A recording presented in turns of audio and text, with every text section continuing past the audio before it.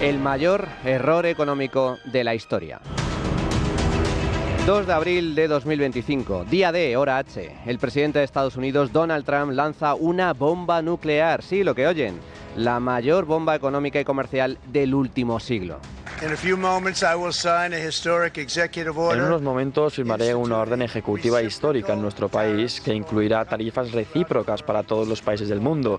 Recíproco significa ellos nos lo hacen a nosotros y nosotros se lo hacemos a ellos. Este es uno de los días más importantes, en mi opinión, de la historia de Estados Unidos. Es nuestra declaración de independencia económica. Durante años, los ciudadanos trabajadores se vieron obligados a quedarse al margen, mientras otras naciones se enriquecían y se volvían poderosas, en gran parte a nuestra costa. Pero ahora es nuestro turno de prosperar. Con esas acciones vamos a ser capaces de hacer América grande de nuevo, más grande que nunca antes haya visto.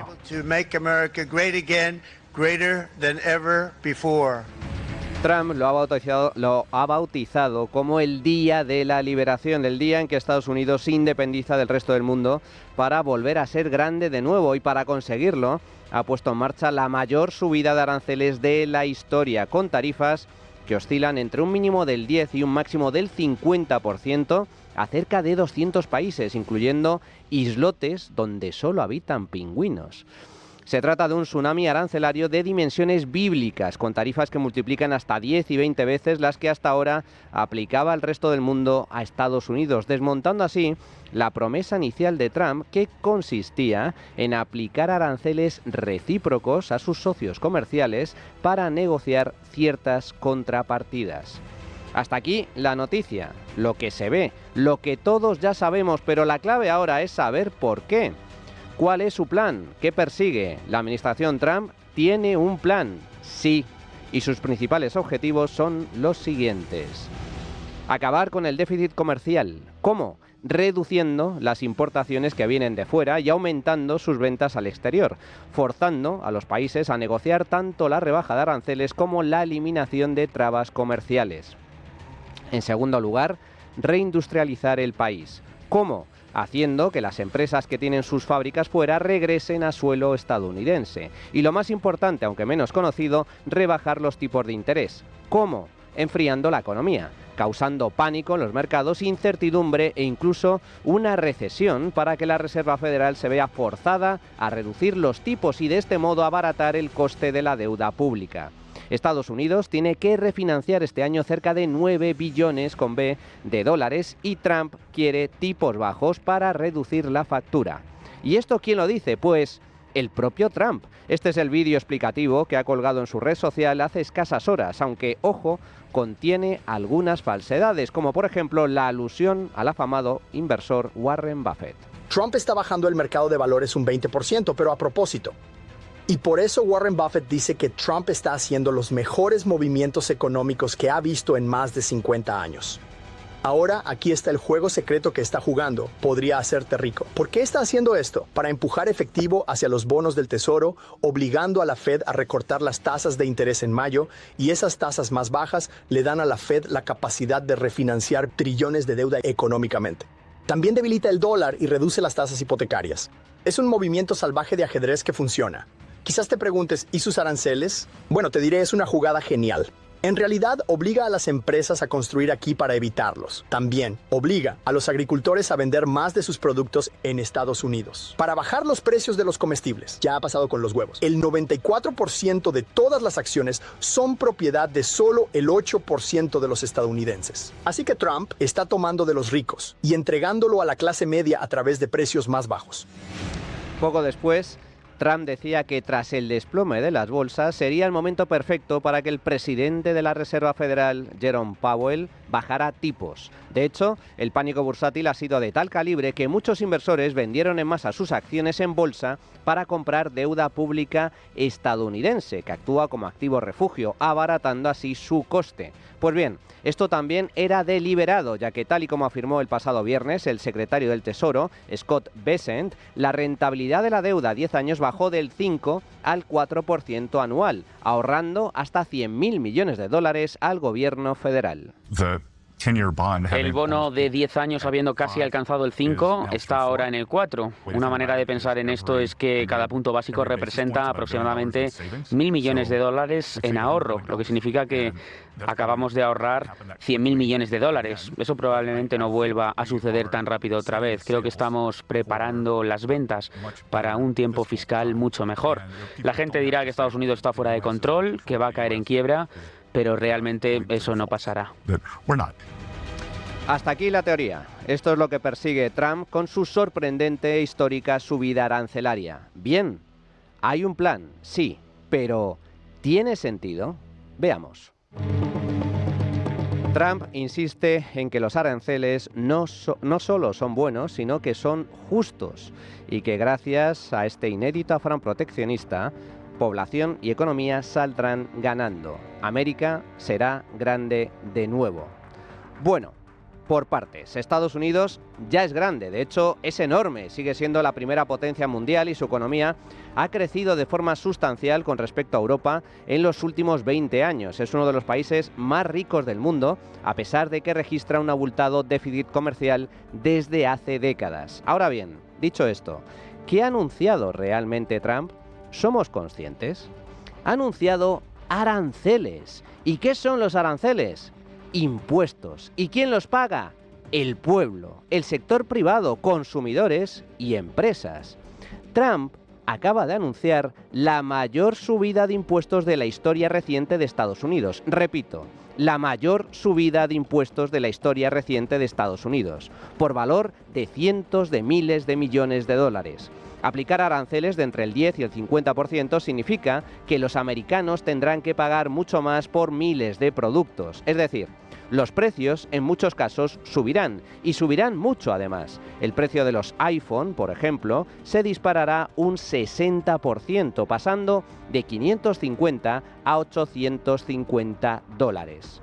Trump ha multiplicado por 10 el arancel medio a las importaciones, pasando del 2,4% a más del 20%, por encima incluso del arancel Smoot-Hawley que aprobó el presidente Hoover tras el crack bursátil del año 1929, y que fue un desastre, puesto que desató una brutal guerra comercial que terminó desatando la Gran Depresión de los años 30. ¿Y todo esto para qué? ¿Para equilibrar la balanza comercial? Pues bien, hablando en plata, eso es una soberana estupidez, porque en realidad el déficit comercial da igual. En realidad no importa. Son muchos los países que, como Estados Unidos, tienen déficit comercial, es decir, compran más de lo que venden al exterior. Y sin embargo, son países ricos y son países prósperos. Estados Unidos tiene déficit comercial desde los años 70 y ha crecido y creado riqueza sin mayor problema. De hecho, con déficit comercial recibes financiación, lo cual es positivo si inviertes más de lo que ahorras, como en el caso norteamericano. El déficit comercial, por tanto, no es un problema. Prueba de ello es que Estados Unidos registró superávit comercial durante la Gran Depresión en los años 30, con medio país en quiebra, millones de personas pobres en la miseria y con una tasa de paro superando el 20%. Asimismo, Trump tampoco tiene razón en su obsesión por la industria. Estados Unidos es una economía de servicios y le va muy bien así. Al igual que hace 2 siglos, Occidente pasó de una economía agrícola a otra economía industrial. En el siglo XX, muchos países saltaron de la economía industrial a la economía de servicios, y en ambos casos, lejos de ser un problema, ha sido algo tremendamente positivo. El empleo industrial en Estados Unidos cae desde los años 40, de forma ininterrumpida. La desindustrialización no tiene nada que ver con la globalización ni con el libre comercio. Y los aranceles en ningún caso van a lograr el regreso de la industria. Así pues, se trata de otro grandísimo error. Pero lo más grave, de lejos, es el plan de Trump y su secretario del Tesoro para abaratar la deuda pública. De momento, se han ahorrado unos 100.000 millones de dólares en el pago de intereses. Vale, muy bien. Pero es que a cambio han provocado la mayor destrucción de riqueza de la historia de Estados Unidos. El desplome de las bolsas ha dinamitado 2,5 billones con B de dólares. ¡boom! Y eso sin contar que muy posiblemente Estados Unidos entre en recesión, y si entra en recesión habrá menos beneficios, menos empresas, menos empleo, menos riqueza, menos recaudación fiscal y más déficit y más deuda pública en ausencia de drásticos recortes de gasto público. ¡Bravo! Sí, señor, un plan maestro. Enhorabuena, señor presidente. Visto lo visto, ¿se puede saber qué narices ganan los trabajadores y empresas de Estados Unidos destrozando su economía y la de sus socios comerciales? La respuesta es nada. Los aranceles son impuestos y el mal llamado proteccionismo es un horror, un desastre sin paliativos, porque en esencia significa autarquía. Y la autarquía consiste en aislarse del mundo sin comerciar con otros países para consumir tan solo lo que produce uno mismo. Y eso, amigos, es un disparate. Lo fue con Franco, tras los duros años de la posguerra, lo fue con Perón en la Argentina de mediados del pasado siglo y lo será con Trump en caso de que finalmente mantenga los aranceles de hasta el 50% a medio mundo. Algunos, pese a todo, insisten en que se trata de una hábil estrategia para negociar, que consiste en amenazar con aranceles para forzar a otros países a reducir los suyos. Pero incluso en ese caso, la jugada de Trump resulta enormemente temeraria, ya que podría desatar una guerra comercial de consecuencias imprevisibles. Ronald Reagan, expresidente de Estados Unidos en los años 80. Al principio, cuando alguien dice vamos a imponer aranceles, parece que están haciendo lo patriótico al proteger los productos y empleos americanos, pero lo que ocurre habitualmente es que las industrias locales comienzan a depender de la protección del gobierno en forma de aranceles altos, dejan de competir y dejan de realizar la gestión innovadora y los cambios tecnológicos que necesitan para tener éxito en el mercado mundial. Y luego, mientras todo esto sucede, ocurre algo todavía peor. Los aranceles altos conducen inevitablemente a represalias por parte de países extranjeros y al desencadenamiento de guerras comerciales. El resultado son más y más aranceles y cada vez más barreras comerciales y menos competencia. Pronto, debido a los precios artificiales que subvencionan la ineficiencia y la mala gestión, la gente deja de comprar y luego ocurre lo peor. Los mercados se contraen y colapsan, las empresas y las industrias cierran y millones de personas pierden sus trabajos. Lo único que trae el proteccionismo es inflación, subida de precios. Milton Friedman, Premio Nobel de Economía. La razón política radica en la concentración de intereses que presionan por la protección. Las personas perjudicadas por la protección están dispersas. De hecho, el propio lenguaje refleja la presión política. Llamamos a un arancel una medida de protección, y es cierto, protege muy bien al consumidor, solo contra una cosa, contra los precios bajos. It protects the consumer very well against one thing, low prices.